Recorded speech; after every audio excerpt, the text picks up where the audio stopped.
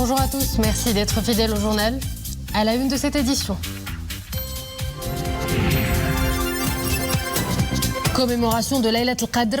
Hier, Sa Majesté le roi Mohammed VI, Amir al-Mu'minin, accompagné de son Altesse Royale le Prince héritier Moulay al-Hassan et de son Altesse Royale le Prince Moulay Rachid, a commémoré cette occasion religieuse bénie.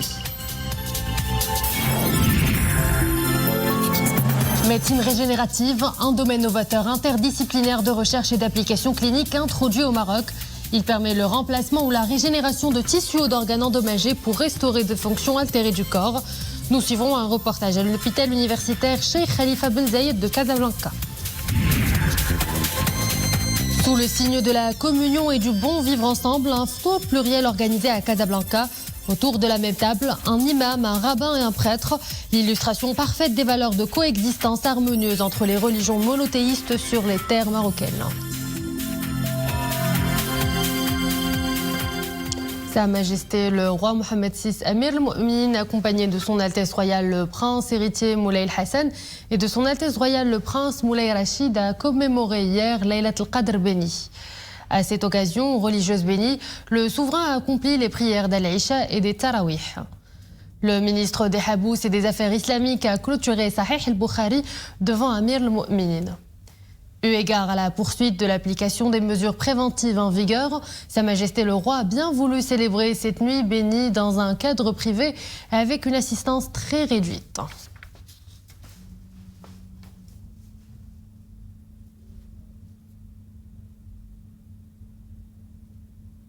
Il y a quelque temps, les liaisons maritimes ont repris. Une aubaine pour les Marocains du monde qui, en cette période d'approche de l'Aïd al-Fitr, retournent à la mère patrie retrouver leurs familles et proches. Notre équipe s'est rendue au port de Nador, Bninsar, où a accosté un navire en provenance de la ville française de Sète. Reportage Rachid Letsabi, commentaire Zakaria Moukrinbila et Souad Anachad. Un nouveau ferry arrive au port Bninsar de Nador. À bord, quelques 500 Marocains résidant à l'étranger. Quoi de mieux pour nos compatriotes d'ailleurs que de célébrer Eid al-Fitr en famille. Certains ont hâte de retrouver les leurs dans la joie de la fête. J'arrive de France, je suis en route pour Meknes. Cela fait 8 ans que je ne suis pas rentré au Maroc. Je suis très heureux de revenir pour l'Aïd.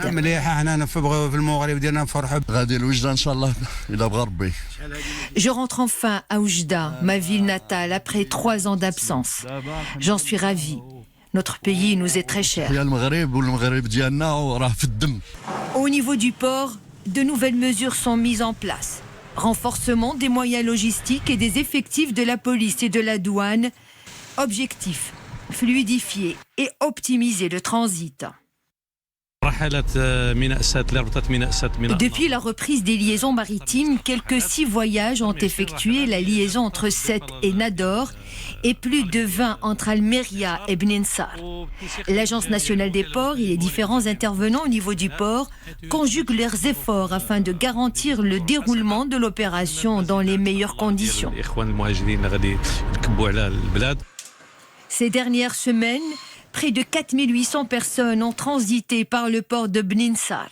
Des chiffres appelés à progresser sensiblement à l'approche de la saison estivale et le retour des Marocains du monde. Médecine régénérative, un domaine novateur interdisciplinaire de recherche et d'application clinique désormais introduit au Maroc. Il permet le remplacement ou la régénération de tissus ou d'organes endommagés pour restaurer des fonctions altérées du corps humain. La médecine régénérative permet aussi de soigner certaines maladies chroniques. La technique donne déjà d'excellents résultats au plan mondial, surtout en Asie ou en Amérique du Nord. Le Maroc vient de l'adopter et les premiers résultats sont déjà prometteurs. Un reportage à l'hôpital universitaire Cheikh Khalifa Ben Zayed de Casablanca avec Fatiha Amghar, Abdelrahman Zian, Aziz Ankmar et Nisrin Aouzdar. Cela fait 2 ans qu'Oumaïma souffre de diabète. La médecine régénérative lui donne désormais l'espoir de vaincre cette maladie chronique. La jeune patiente vient de se faire greffer pour la 2e fois ses propres cellules souches. Une technique capable de réparer les tissus endommagés grâce à des cellules nouvelles et réparatrices. L'espoir est permis et les premiers résultats sont déjà là. Avant de recourir à ces techniques novatrices, mon pourcentage d'hémoglobine était fixé à 12. Après la première injection, il a baissé pour se stabiliser à 7. Je suis rassurée. Une fois nichées dans l'organe ciblé ou alors à proximité, les cellules souches accomplissent elles-mêmes le travail de l'organe sain. L'idée est de tout remettre à neuf. Rétine, peau, pancréas, dents, muscles, cerveau. La liste des organes concernés est longue. Nous sommes dans une bonne voie parce que nous avons des résultats qui sont très bénéfiques. Dans le cadre, nous avons constaté, après ces traitements-là, qu'il y a une correction des troubles métaboliques, mais qu'on ne s'attendait pas à ça sur le plan rénal, hépatique et sur le diabète, qu'on va avoir un équilibre sur tout le diabète type 2. Donc on est au stade de recherche. Bien sûr, ce se fait dans un cadre de recherche clinique et donc validé avec une comité éthique et les patients sont consentants. À travers une série de partenariats avec la Corée du Sud et les États-Unis, le Maroc aspire à réaliser de grandes avancées grâce à ces thérapies pionnières. Place à présent à notre escale sport avec Boubacar Ben Ghebret.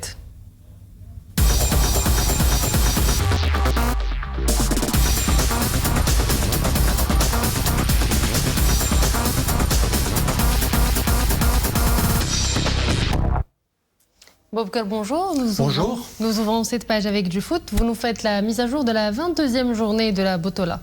Effectivement, Botola Pro pour commencer, mise à jour de la 22e journée.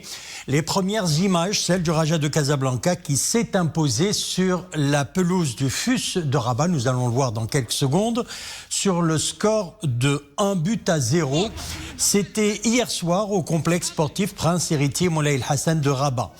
Après avoir achevé la première période sur un score vierge de 0 partout, le Raja s'est au final imposé 1-0. Les Verts ont débloqué le compteur à la 52e minute avec l'unique but du match signé Ismail Ahdad.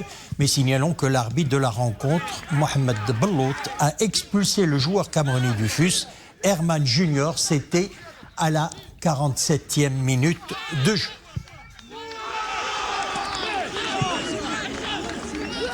Autre mise à jour de la 22e journée, l'Olympique de Khouribga s'est imposé face à la Renaissance sportive de Berkane, nous en parlions hier, par 1-0. L'unique réalisation de la rencontre a été signée à la 82e minute grâce à Toumisang Orbonne. Et au terme de ce match, l'OCK fait un bond de 6 places pour pointer à la 5e position aux côtés du Difa Al-Hassani d'El Jadida. De son côté, la Renaissance de Berkane recule à la 10e place avec 28 points à son compteur.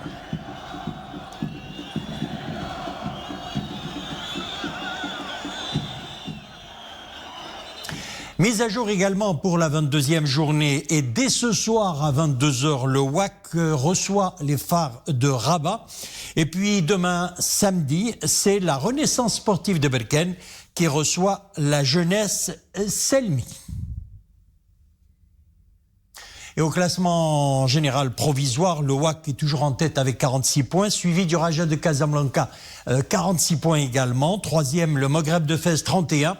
Les Phares sont à la 4e position avec 31 points. Et puis en dernière position, vous allez le voir, le Mouloudia Doujda, 21 points. 15e, fermant la marche, Rapid Ouazzam avec 15 points.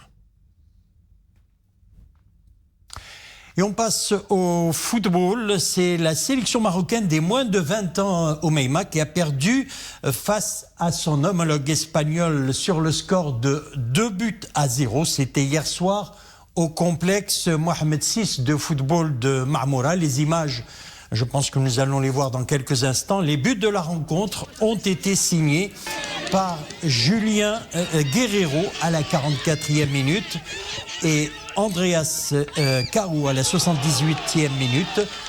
Les Lionceaux ont raté de nombreuses occasions. Vous allez le voir, ces deux rencontres s'insèrent dans les préparatifs des deux sélections pour les prochaines séances.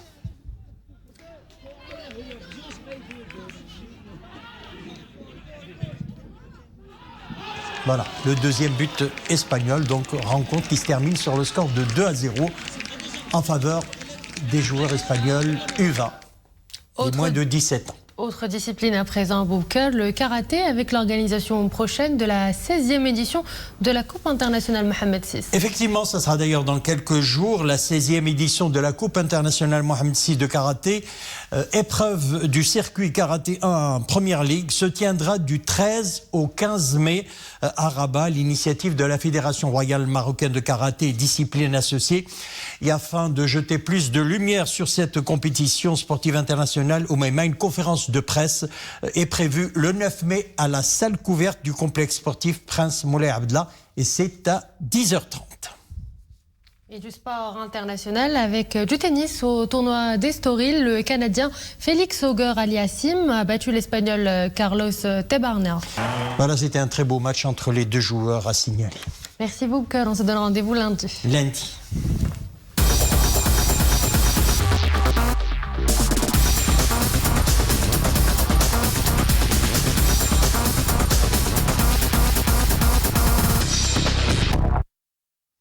Le bon vivre ensemble, une réalité que nous vivons au quotidien au Maroc. Hier, un ftour pluriel a été organisé à Casablanca à l'initiative de l'association Salam Lekoulam et Marocain Pluriel. Autour de la même table et dans une ambiance de communion et de partage, un imam, un rabbin et un prêtre. C'est l'illustration parfaite, si besoin, de la coexistence harmonieuse entre les religions monothéistes. Ahmed Hamri, Leila Asli et Dominique Orlando. L'image est saisissante, mais pourrait-elle avoir lieu autre part qu'ici au Maroc? Rien n'est moins sûr, tant la seule idée d'un tel regroupement multiconfessionnel s'est malheureusement évaporée en beaucoup d'autres rivages. Lorsque les femmes et les hommes de bonne volonté s'unissent, lorsqu'on y met notre cœur, lorsque nous n'avons pas d'arrière-pensée, que nous voulons partager, on y arrive. Et si c'est possible au Maroc, c'est possible ailleurs.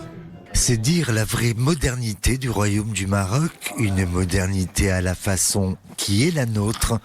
Et pour reprendre les termes exacts employés par M. André Azoulay, le conseiller de Sa Majesté le Roi.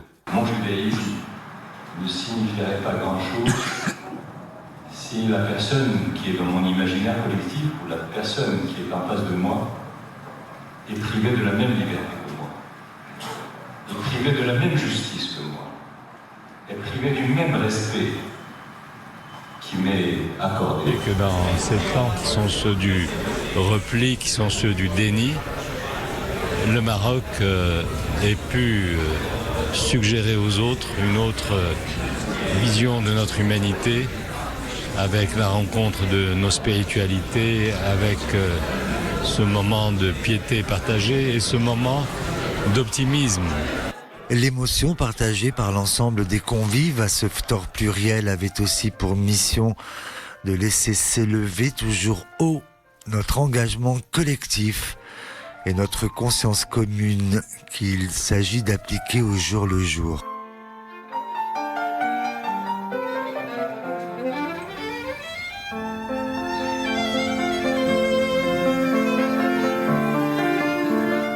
Et voilà, c'est la fin de cette édition. Merci à vous de l'avoir suivi. Excellente suite des programmes sur Al-Oula.